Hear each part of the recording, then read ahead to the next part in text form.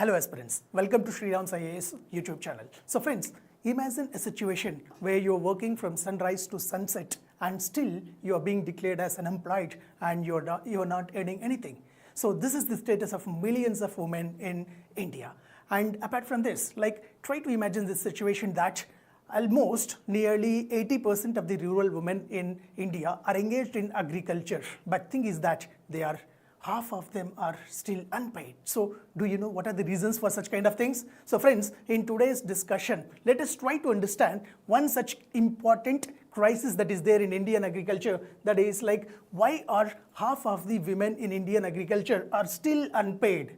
Because it's been more than 75 years from independence, but still we are facing some of such kind of crisis in our system. So let's try to understand this particular aspect in a systematic fashion. So first, why this particular concept is in use? So recently, if we try to see from the Hindu point of view, so there was an article that has been published, so which states that more women are employed in agriculture, but half of them are unpaid. So from this perspective, from this article perspective, let us try to dwell more into the insights of this article, and let's try to see so why half of the women are still unpaid in India, and what are the reasons for such kind of things, and how we can just get over from this kind of situation. And apart from this, what about the current status of women with respect to agriculture and their other aspects. So that would be our major quest in this particular discussion. So friends, myself, Dr. Suresh Kuramkunda, so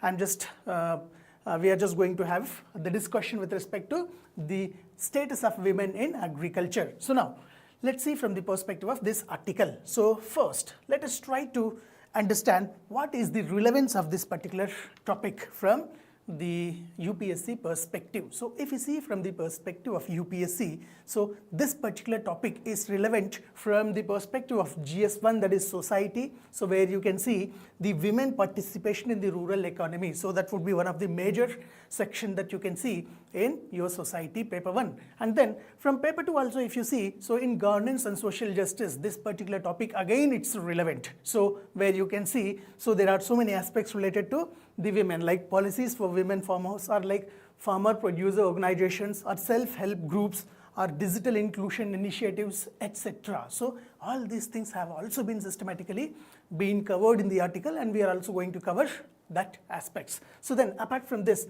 if you see from paper 3 point of view, so in women and agriculture, there is an important topic, that is feminization of agriculture. So do you remember that? So we are going to touch that aspect also, that feminization of agriculture is one another important aspect that we'll be studying in this. So moreover, we are also going to study about the wage gap, that is the gender wage gap. So that is there existing in India on whole and in agriculture in particular. So this is one another important aspect, so that will be covered from the perspective of paper 3. So apart from this, labor productivity, so agri export potential, so all such kind of things would be covered in this particular article. So that would be our major quest. So this particular topic is very, very important from all these papers point of view. So now let's get into the basic aspect that is being mentioned in this particular article, that is let's try to explore what are the key findings of the article. So that means, what about the current status of women in agriculture and in workforce? So if you see from the perspective of the workforce and the current status of the women, so particularly if we see, so around 42% of the Indian agricultural workforce is composed of women. So try to imagine this situation. Let's say, for example, a million workers are working. Amongst that, 42% of them are related to are women. So that is one important statistical data that we can find. So that's one thing. Then apart from this, look at this. 1 in 3 working women are still unpaid. So if you say, for example, 10 million workers are working, so out of the 10 million workers, so almost 1 among the 3 are still unpaid. So that's the astonishing fact that we have to grasp from this. So then if you see from the perspective of last decade, so if we look from statistical data point of view again, so from in the last decade, so the unpaid women in agriculture level has been raised from 29 millions to 59.1 millions. So this is one another important thing. So can you see here that mostly around this thing that 59 million unpaid workers are there? So that's one another astonishing thing. And then apart from this, if you see other important aspect, so nearly 20 to 30% of the wage gap that exists in Indian agriculture. So try to just look at this another fact. 20 to 30% wage gap. That means, like let's say for example 100 rupees or 1000 rupees has been paid for a man, so roughly like 700 or 600 would be paid for women. So there is such kind of gender pay gap that also exists. So this is one of the reality.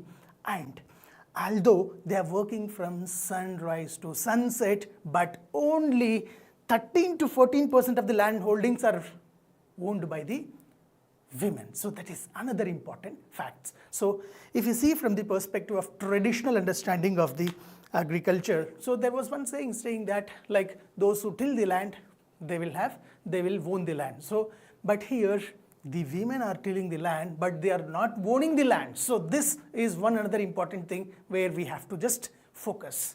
So next important fact is that, so women employment in agriculture surged 135% in past decade. So this is very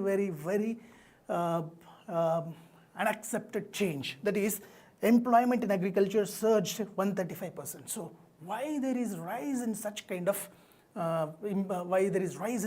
women force in agriculture? So what are the reasons for that? So that is one another important thing that we have to understand. So try to remember all these important facts because they are very important for you to just quote in the paper 3, paper 1 as well as in paper 2. So this is one thing. So this is the current status of women in agricultural workforce.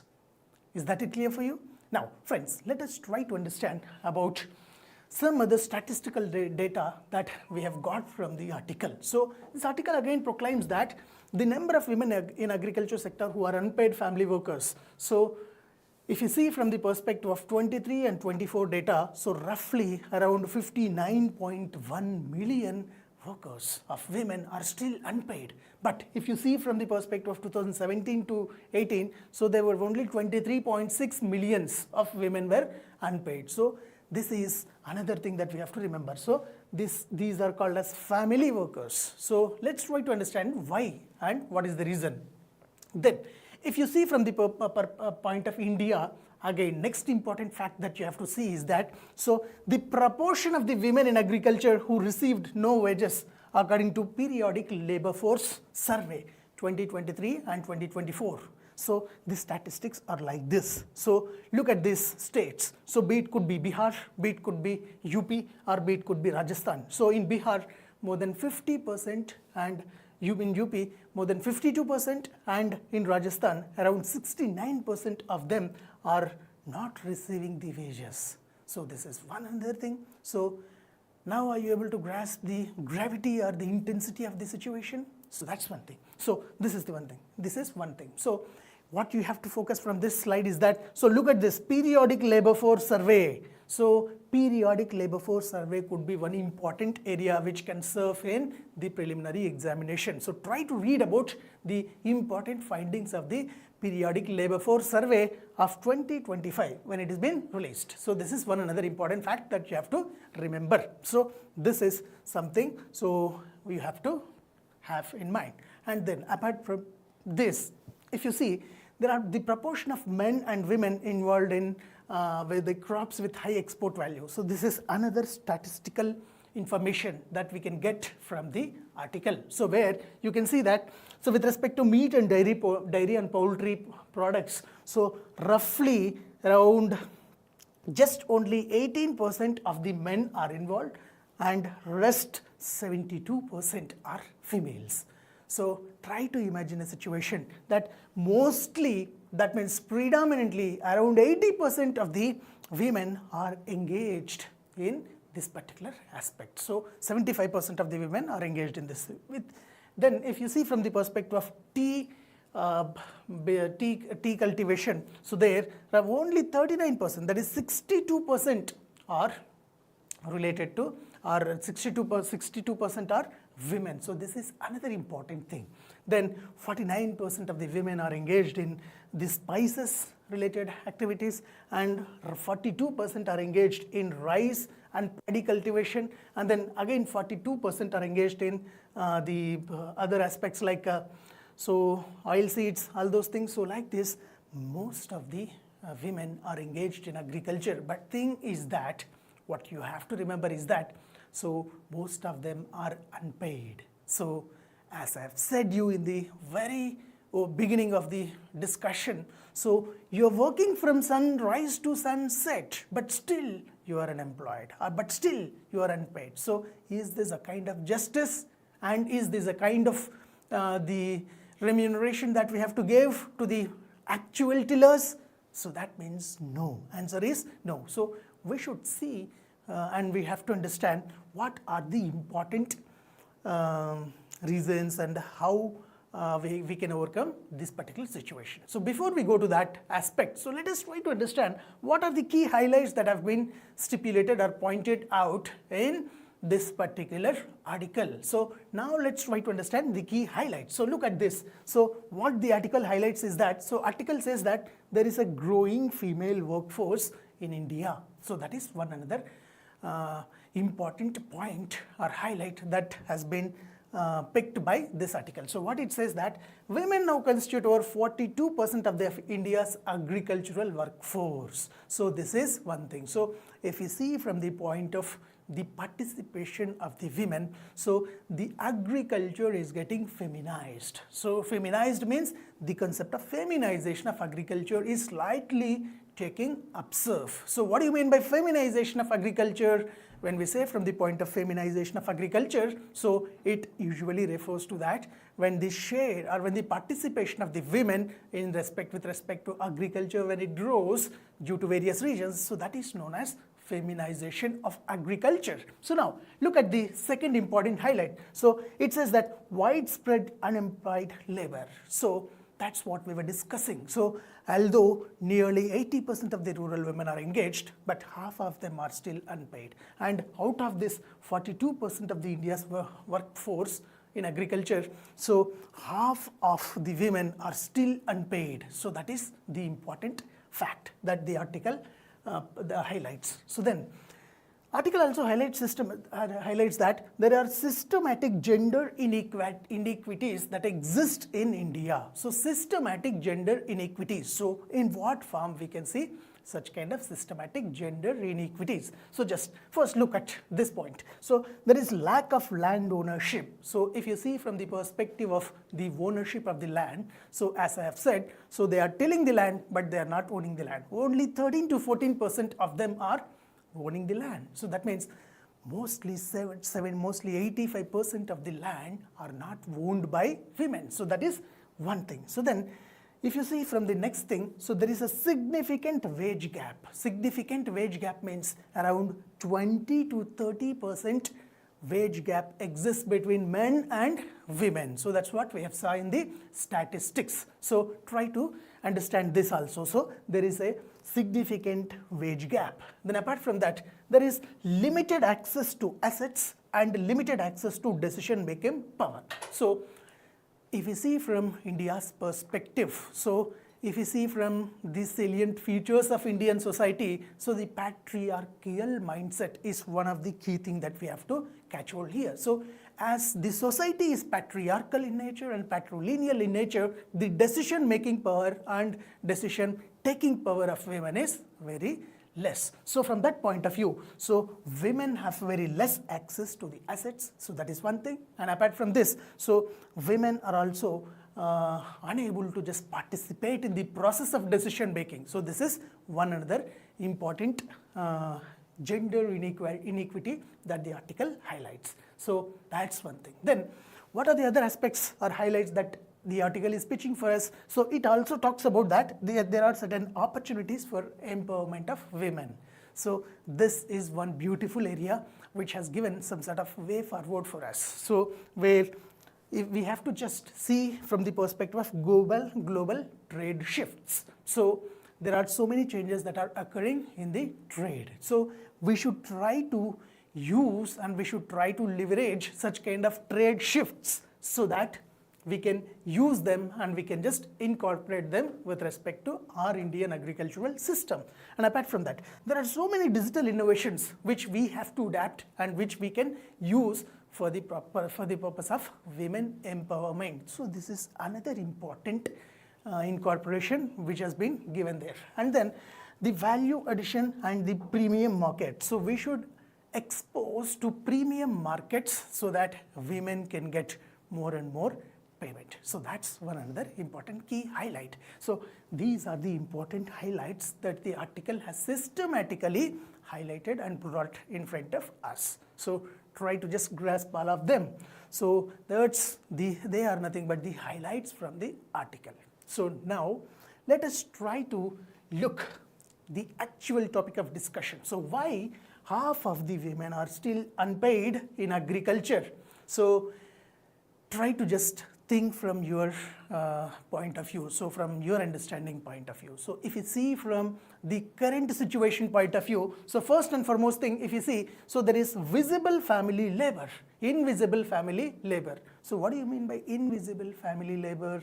So when you see from the perspective of the labor, usually mostly women are considered as family members. Although they are working in the fields, they would be considered as that they are the family members. So why we should pay to our own family members? So that's how there is invisible family labor. So that's one important aspect.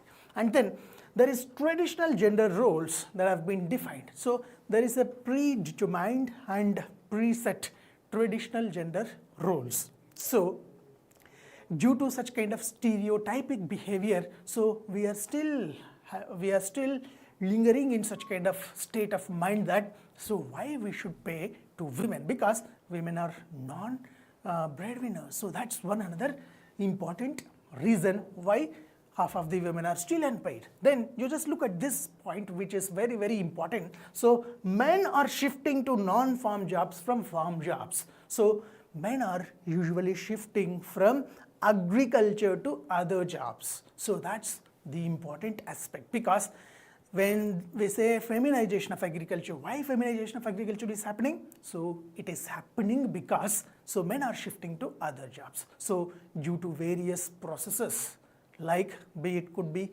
globalization, be it could be urbanization, be it could be industrialization, or be it could be the other aspects. So they are grabbing the men to the from rural areas to urban areas. So why they are moving?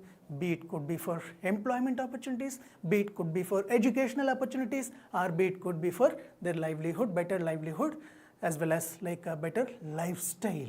So from that perspective, so men are moving from rural areas to urban areas, and men are shifting from agricultural related works to non-agricultural related works. So thus feminization of agriculture is pitching into stands. Then there is urban migration. As I have said, migration is one another important factor that is leading to the feminization of agriculture, and due to this more and more concentration of women, so that is one another reason why they are still unpaid. So I hope you could able to catch the essence. Now look at this point. So there is a skewed land ownership. So as we have already discussed, there is only 13 to 14% of the women are owning the land. So that means there is a few land ownership or skewed land ownership among women. So that is another reason why they are not earning.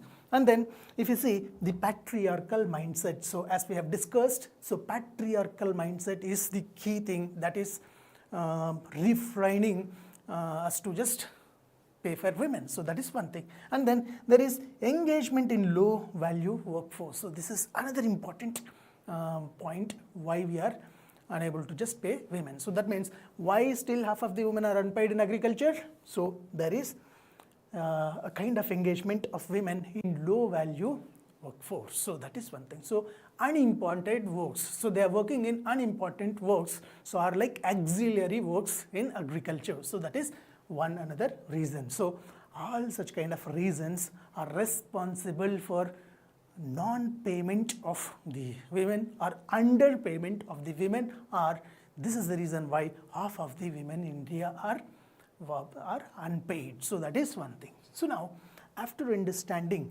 the current statistics of the women's status in agriculture, and after understanding the reasons why they are unpaid in Indian agriculture, let us try to understand what is the way forward for this. That means how we can overcome from such kind of situation, and what are the important steps that we can take so that we can just make women the actual earners. So that's one thing. So first, what we can do, so first and foremost thing that is land and property right reforms for women's ownership of assets. So first and foremost thing that we have to do is we have to bring some sort of reforms in the land and property rights, so that we can give some sort of ownership to the women, so that when they become owners, so that they can earn themselves and they can be in a position to just give workforce or labor to others. So that is one thing.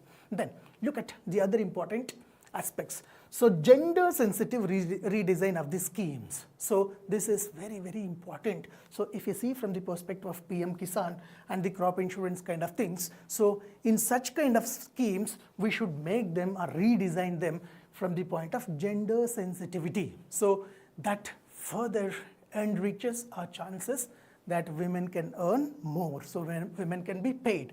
And then expansion of the farmer producer organization and self-help groups for market integration. So this is one another beautiful suggestion or beautiful way forward to overcome this. So that's one thing. Then skill development of women in mechanization and agri-tech to prevent confinement to low value roles. So we have said that they are majorly concentrated in low value workforce. So if you want to just push them towards high value work areas, so we have to just train them with skill development with respect to the mechanization and also with respect to the agri-tech.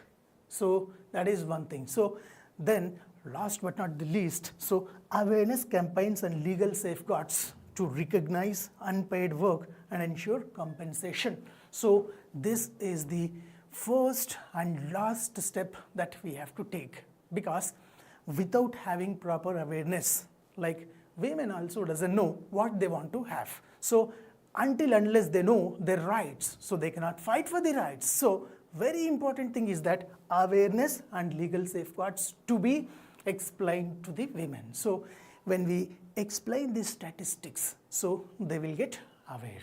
And when we explain the legal safeguards that they possess, so they will know their rights. So then they can claim for the rights. So this is how we can overcome the situation of unpaid labor of women. So I hope you have understood the concept. So friends, this is what I wanted to just share with you, and that's all for the day from my side, and we'll meet in another video with another important discussion. Till then, take care.